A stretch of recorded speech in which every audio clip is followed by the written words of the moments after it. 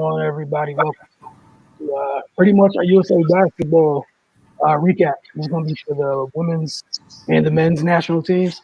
Obviously, unless you guys been under a rock, internet's broken, or anything else has been going on in life, your phone should have been blowing up. Team USA in their first exhibition lost to Nigeria, 90-87. Big win for Nigeria, and we're going to get to this. I know, Cardell, you were just on the post-game presser for Team USA. If you want to share what you took in there. The vibe I got from Pop, they're frustrated, but they're not kind of letting on that it's the end of the world, even though obviously fan and social media, that's exactly what they do. You know what I mean? I think Popovich understands like they only have 4 days of practice, and Nigeria been practicing for 3 weeks, which is typically the case with all the international teams, man. And you just let them know he feel like it's a good thing. He said it lets them know they have work to do, and it lets them know that this is not going to be sweet. And I don't think people just, I mean, let's call it what it is, American arrogance. You know what I mean? I don't think people understand that. I think about 100 other players, 100 plus, 100 and 150 other players in the NBA are from across the pond. They're international players. So a lot of teams have multiple NBA players. Either they have experience in the NBA or they're current NBA players where they're on every team. It's just a matter if they're going to play or not. And Nigeria has multiple NBA players on their team. And they're not intimidated. You know what I mean? Like Precious Achum, who was big inside, plays for, Gabe Vincent played for Miami. The average person may not know, but he led them boys up. They're not in awe of these guys. You know what I mean? So, and one thing Greg Popovich said is that Nigeria took it to them. They were more physical, and for how many times have we said this throughout the since NBA players started playing for USA since '92? USA wasn't the most athletic team on the floor. It was Nigeria. You see what I'm saying? So they didn't have that. They don't obviously have the chemistry that Nigeria had, because they've been together for years. They've been practicing for 3 weeks, even though they have a couple of newcomers. They were physical. And they got to understand, like Greg Popovich said, the main thing that hurt them was when Nigeria got up in them and were physical defensively. They went to the NBA one-on-one games, and that's what adversity does. If you're not strong in your team, if your chemistry is not on point, it's going to reverse you back to what's most comfortable, and that's what you saw with the team overall. Certain players still try to move the ball, but overall, guys were trying to play their one-on-one NBA games and out-talent them, and that wasn't going to work.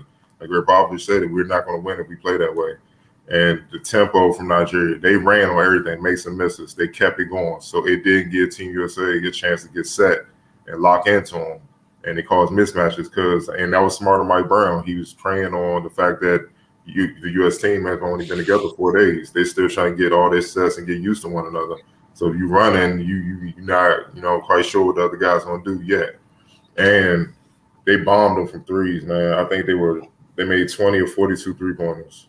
And had 21 assists. They made USA work, man. And tonight they were just the better team. And Damian Lillard, KD, and Brad Beal, from what I see, they shot a combined 9 of 30.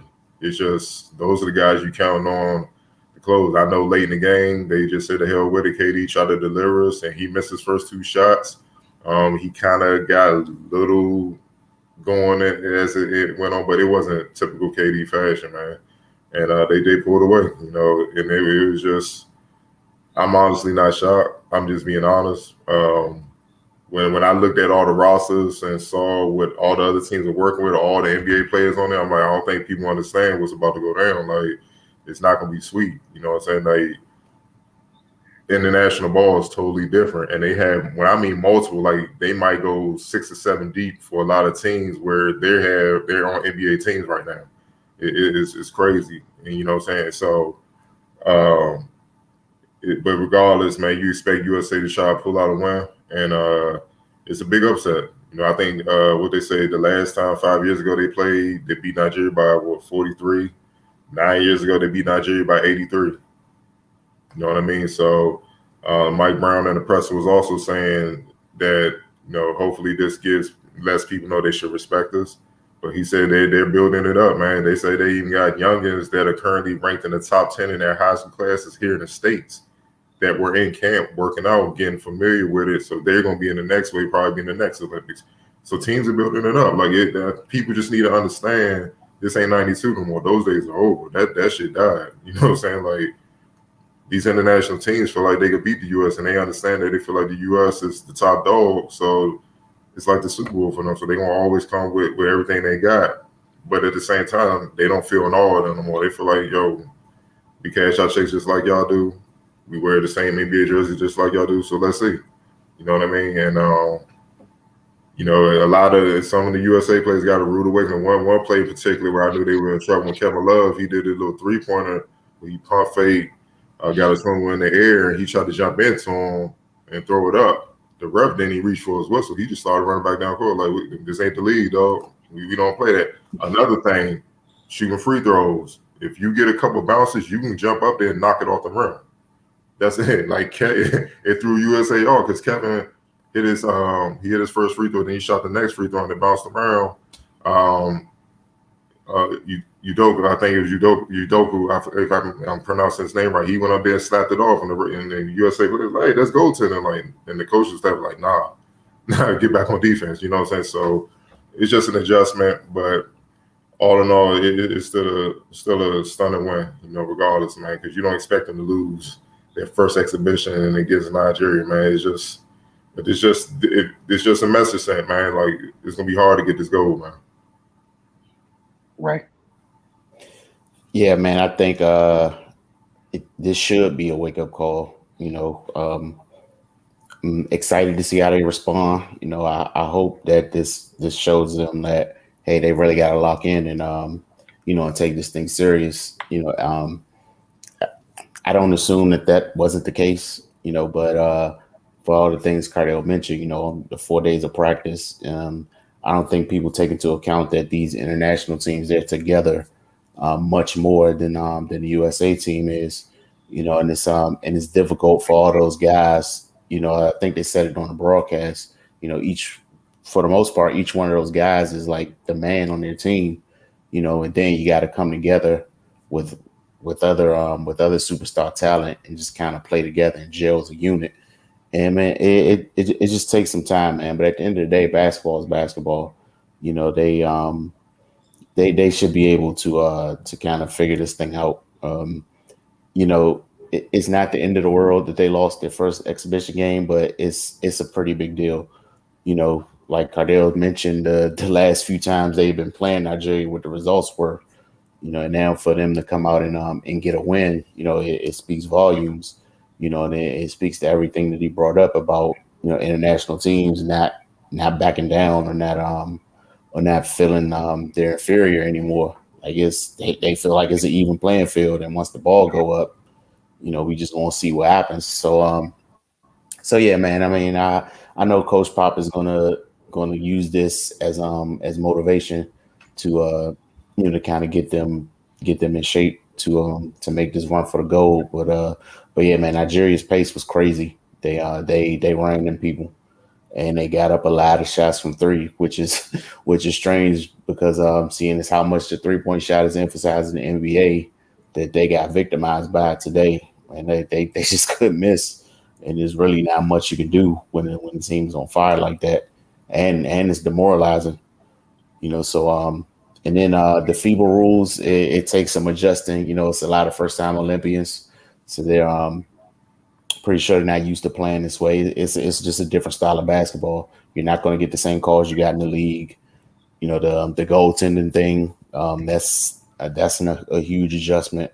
But yeah, man, they just got to go back to the drawing board and really take this thing seriously and be prepared for dog fights, because they're not just going to be able to steamroll these guys off reputation anymore. You got to go out there and play basketball and win games. So yeah, man, just want to see how they respond. I feel like the next game they're going to come out with a lot of intensity. They started this game kind of sloppy and disjointed and pretty much lackadaisical. And Nigeria, they was here for it all, and they took it to them from the tip to the end to the final buzzer. So So yeah, man, and US tried to pull it out at the end, but it was just too late.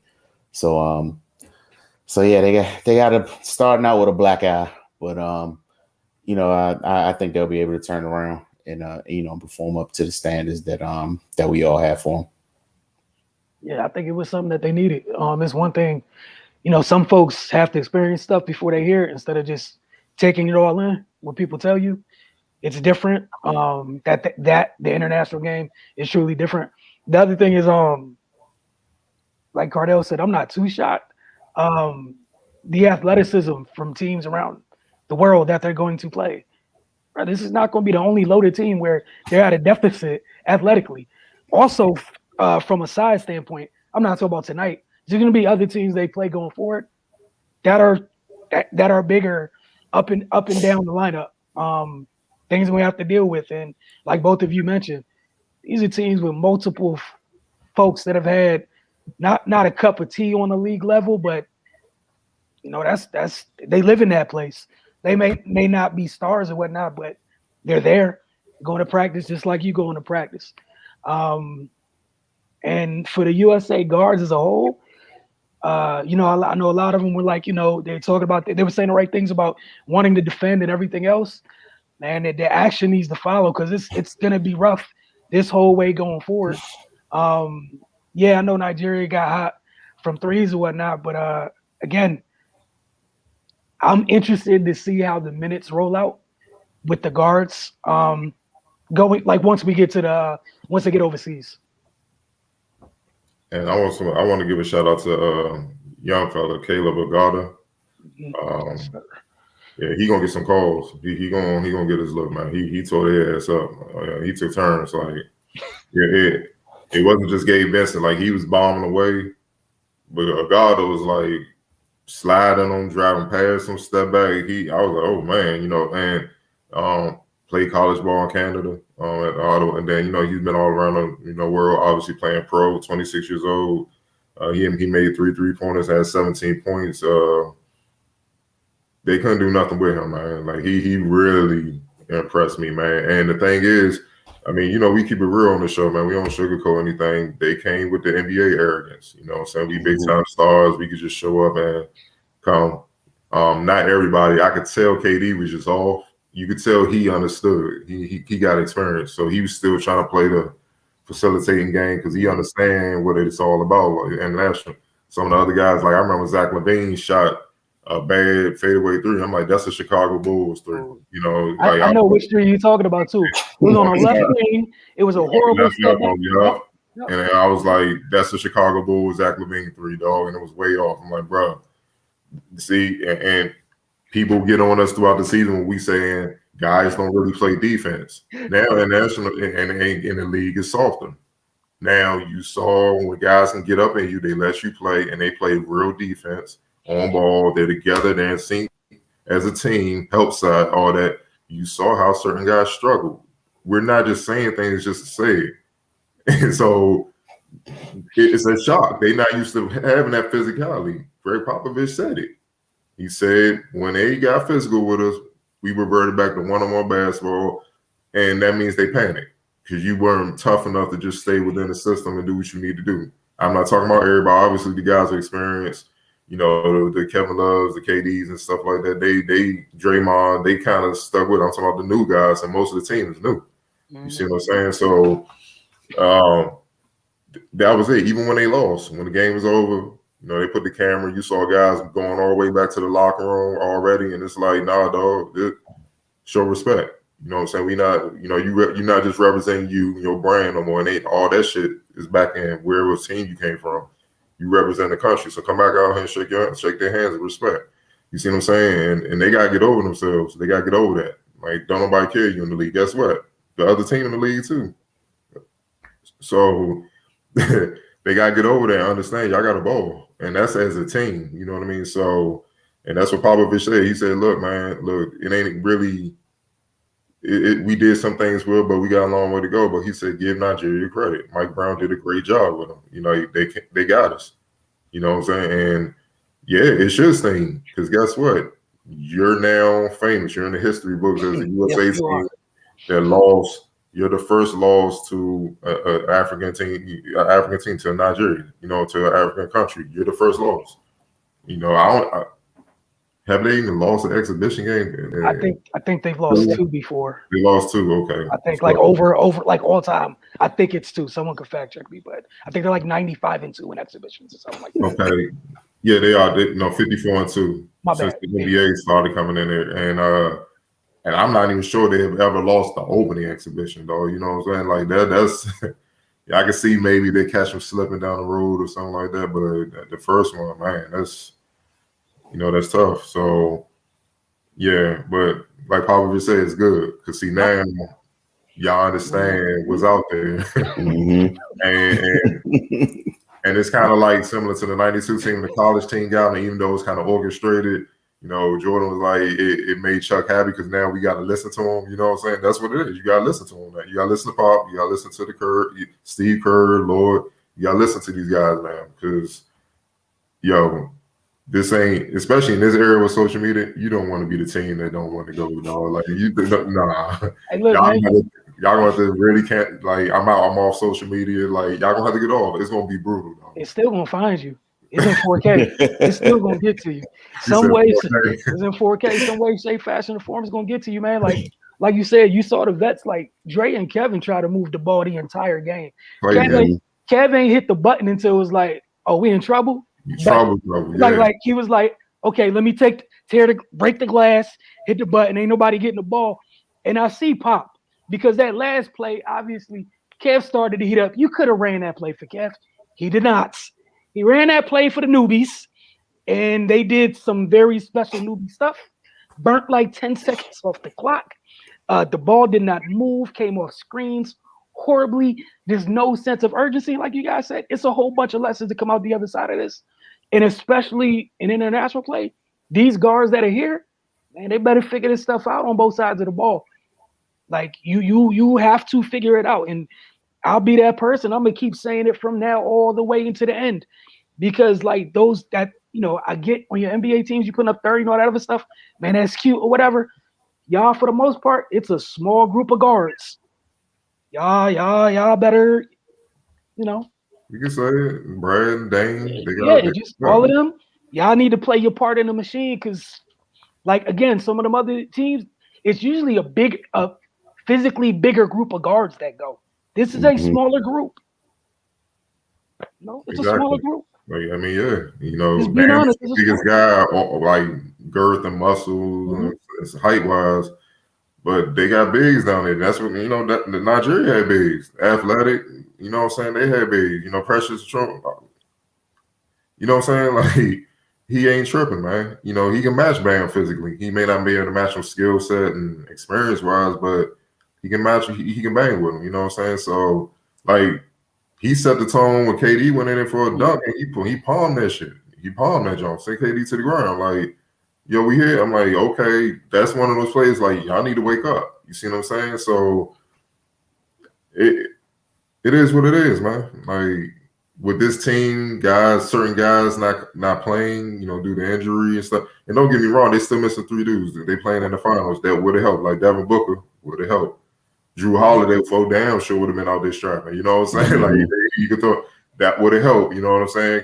Chris Middleton, they could have used him in the mid range. They still got to get their full team together. I get it, but still, even Mike Brown said, USA, no one in the world has the talent pool that the USA has, where they could just go in there and get high caliber players, and certain guys you would think it's like the third level, but they still high caliber players compared to everybody else. You feel what I'm saying? So, but at the same time, the world's advantage is they don't have enough time to come together like we have. You know what I'm saying? Really understand and build a chemistry. And this is another example why chemistry is so damn important, man. Sometimes you ain't even got to talk. I know what you're going to do. We play together. I know Ray going to come back door, man. If I catch it in the high post, it's automatic. You know what I'm saying? I know Wilson might screen and slip and go for the lob because he's small and they think he won't go in there and get it. You know, it's just little things with different guys that you pick up on, and it doesn't even need to be said. Whereas USA, they used to competing against each other, but now you got to come together, and that's just tough. You know what I'm saying? So I mean, it was humbling. It was humbling. You can see it in the press conference. Don't get me wrong. It's not like a finality, like say they had lost and they trying to fight for a bronze or silver medal or something like that. But it still seems like you can see in the Tatum face, like, yo, it's shocking. He's shocked. He's like, yo, we really, like, for real? Yeah. I'm on the team in USA with NBA when we lost. Like, yo, what's really going on? Like, Twilight Zone time. And it's also a reminder too, when you get out here with this, it's not the NBA game. Like, your roles don't translate evenly. I know people keep saying this and people keep glossing over. There's levels to everything. It is different than the NBA game. This is a whole different game. Folks need to get used to it. And, it'll be fun to watch. Like, again, it's not the end of the world. They got more exhibition games, but, I would take a guess. It behooves them to not get off to any of these starts. You better come out ready to go because you gotta play complete basketball, and you can't bring the BS from the league where I don't quite feel like defending tonight or getting the rebound. Like Popovich said, rebounding was another thing. He said he almost wanted to call the stat guys in, like, yo, did y'all really do y'all job thoroughly? Because I know we got punished on the Bulls. There's no way. He said, I think they got rebounded about 7 or something like that, single digits. It felt like 15. More like 20. That's what he said. He said, nah, y'all need to come back, go over the film, and really see how much, like, it couldn't be this close. But that's physicality. You guys not want to come in it. Now you got to play basketball, do all the dirty work. You got to go back to when you were in high school trying to come up and you would do anything, and you got to throw all that NBA superstar crap you got to hoop. You got to hoop, man. You got to play roles. You got to do what's necessary just to get the W, because all that, everybody can't be a superstar, dog. And obviously, when things got tight, Pop went to Kev because he's the best scorer in the world, like I keep telling everybody, And when he's on his game, he's the best player in the world. So I think him kind of deferring through everything off, and I expect that to change. Kev, you going, dog. Do what you do. I'm with you. My bad. I'm with you. I didn't mean to cut you off. I was saying, like, I wholeheartedly agree. Like, he can't defer with this group. This ain't the last group he came with. Like, you just can't. Because, like, even at the end of the game, it was literally like hot potato if he didn't have the ball. Like, he can't. Outside Tatum. Yeah, my bad. Outside of Tatum. But it's going to be them two. Like, it's clear. And Dame will bomb away from deep. But they got guards that can stay with him and jump, dog. I mean, contest him at the rim. Same with Bill. They can get up in you. You feel what I'm saying? Like, you're not going to just get phantom calls when you get bumped to go to the free throw line. So guys got to stay off. You want to earn these buckets. So, and I actually like it. You know what I'm saying? It's the basketball we grew up on in the league.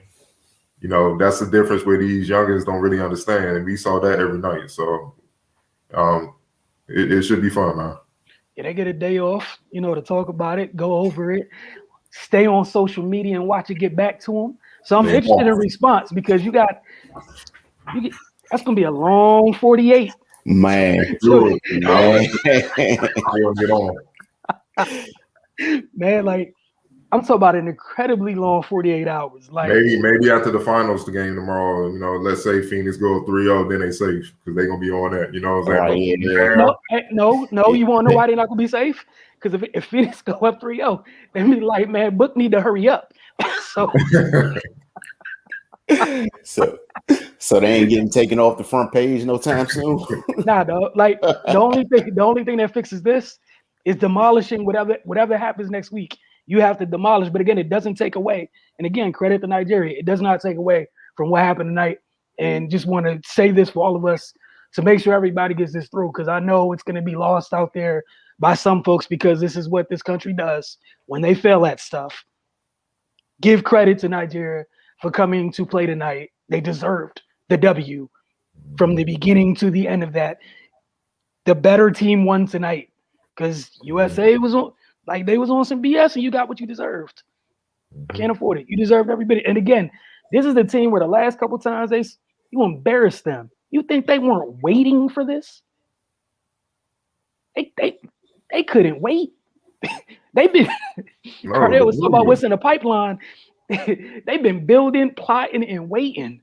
The world is. Matter of fact, Pop talked about, he said they brought up the fact that I've been warning them about this about other teams. Australia is strong. They don't even understand what's over there.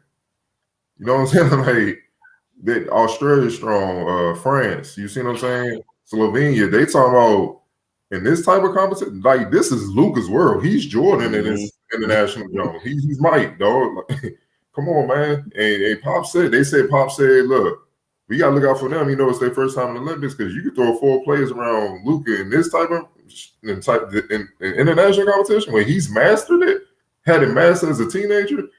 Look, man, hey, it might get ugly, dog. So they gotta come and be ready to play. Simple as that.